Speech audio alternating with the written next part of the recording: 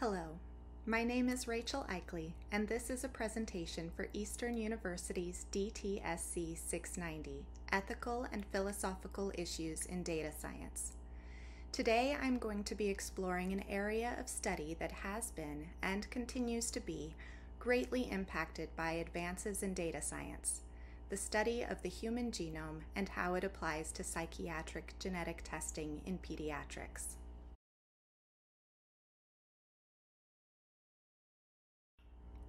The study of the human genome and the contribution of specific genetic variations to illness has been greatly impacted by the use of computers to analyze large amounts of data. In 1990, the Human Genome Project set out to map the human genome.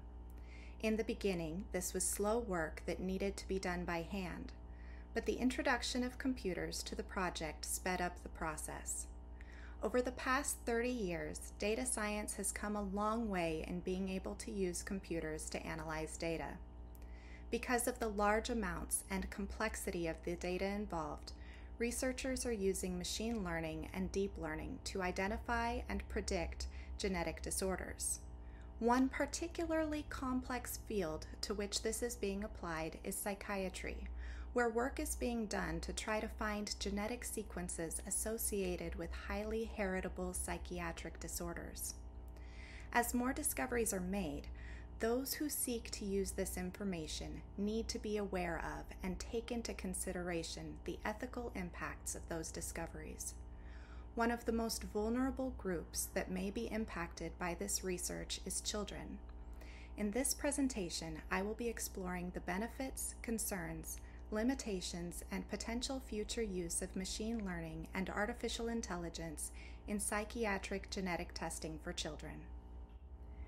Being able to identify risk or genetic predisposition to psychiatric disorders has potential to benefit children by allowing mental health professionals to more quickly diagnose illness and intervene sooner, which could lead to better outcomes.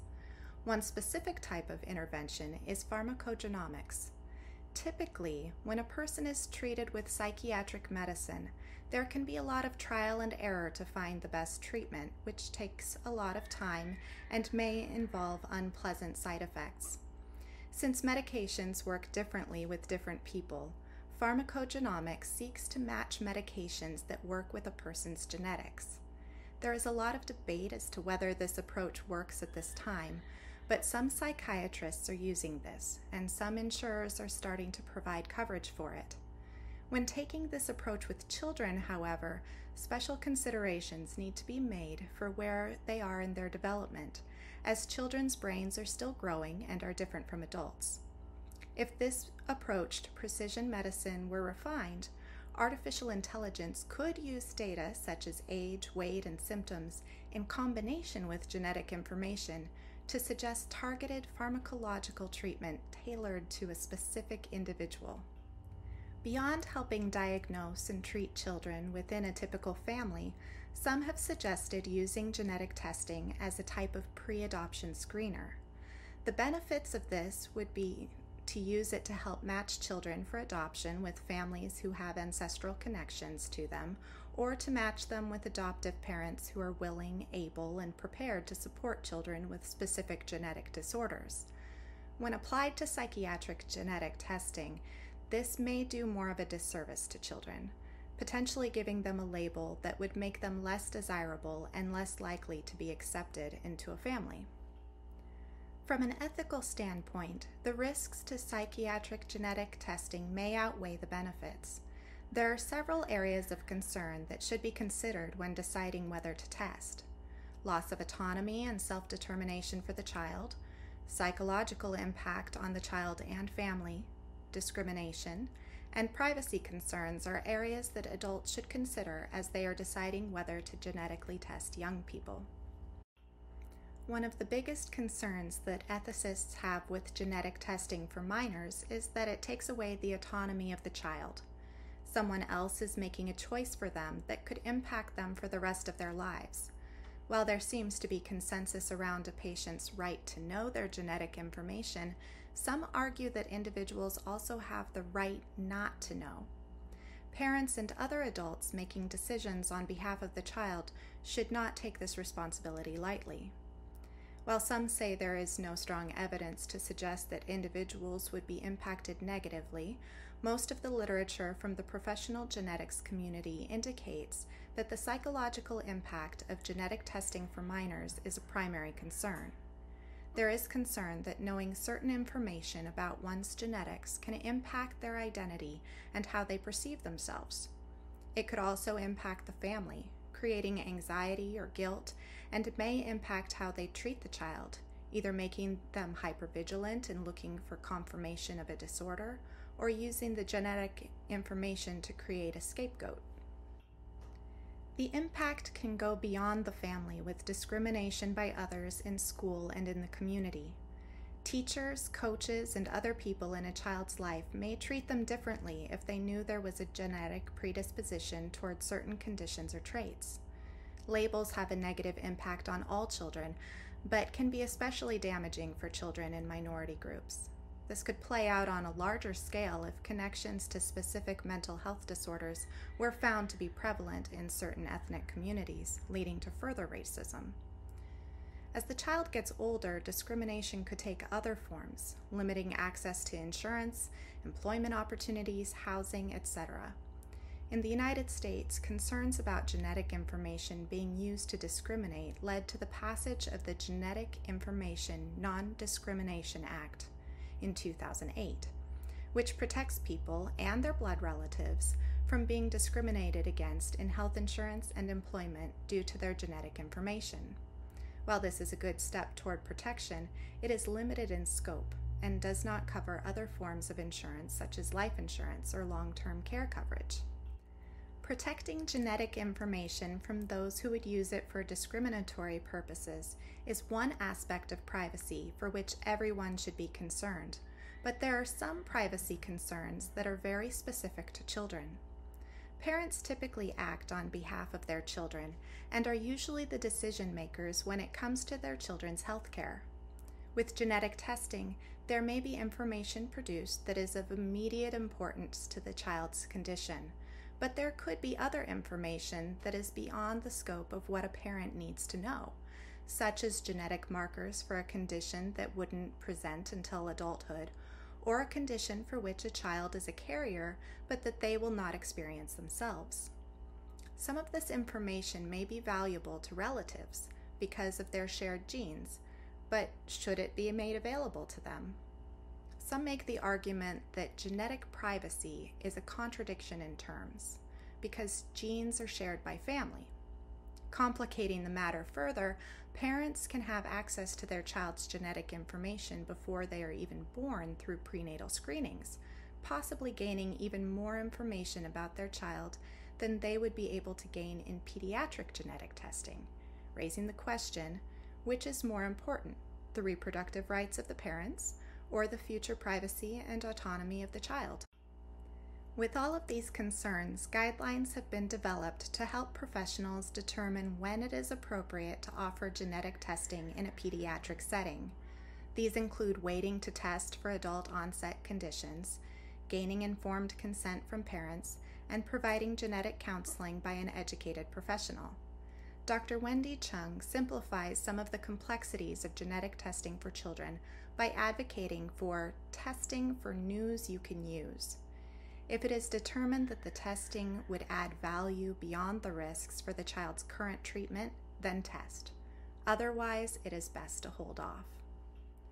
While guidelines among psychiatrists and geneticists will help protect children from the potential harm that can come from psychiatric genetic testing in clinical settings, there are not the same safeguards around direct-to-consumer testing.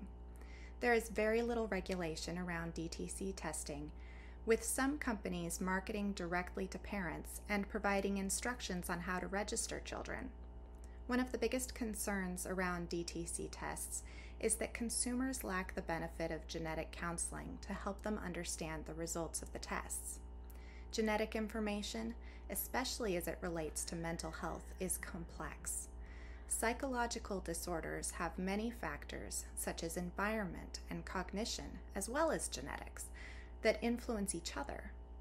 Even many psychologists don't have the understanding to be able to counsel families effectively, and families are prone to misinterpret and misapply the results. Researchers are making progress in locating genetic sequences responsible for heritable psychiatric disorders such as attention deficit hyperactivity disorder, autism spectrum disorders, and schizophrenia, but most studies point to needing larger sample sizes to make progress in this work. Even though the data is complex and more data is needed, new discoveries are being made.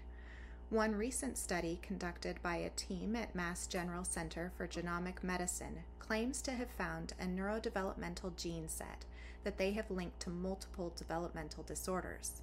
They claim that these genes are most active in the cerebellum before birth, implying that interventions to mitigate the risk of mental illnesses may need to start earlier in life than previously anticipated. The implication of this most recent study is that genetic testing for mental illness would expand further into prenatal testing. While some would use this as a tool for intervention or to prepare parents for the challenges they may face in raising their children, others could use this information in deciding whether to terminate a pregnancy, as is done for some other developmental disorders such as Down syndrome or Tay-Sachs. This raises concerns about eugenics, which is the practice of trying to improve humanity through eliminating undesirable traits and promoting desirable traits in the gene pool. In the United States during the last century, the desire to eliminate mental illnesses from the population led to institutionalization and forced sterilization of people with psychiatric disorders. Some worry that we are entering a new eugenics movement, which will lead to the elimination of future generations of certain types of people who could otherwise be productive members of society. This raises a number of ethical questions. Is the use of abortion ethical, and if so, until what point in a pregnancy and for what reasons? What are desirable and undesirable characteristics in the gene pool? Who gets to decide? While some may consider historical eugenics, in which a government applies eugenics to the population, unethical, they may not have issues with contemporary eugenics, in which those decisions are made individually by parents. If contemporary eugenics is practiced, we must also consider equity in who is able to access tools to make those decisions. Machine learning has expanded the research into genomics and opened up possibilities for expanding early intervention for children with mental health needs, but we are a long way from realizing the potential of these tools. Aside from the ethical concerns previously discussed, we need to consider the limitations of the machine learning tools themselves at this point.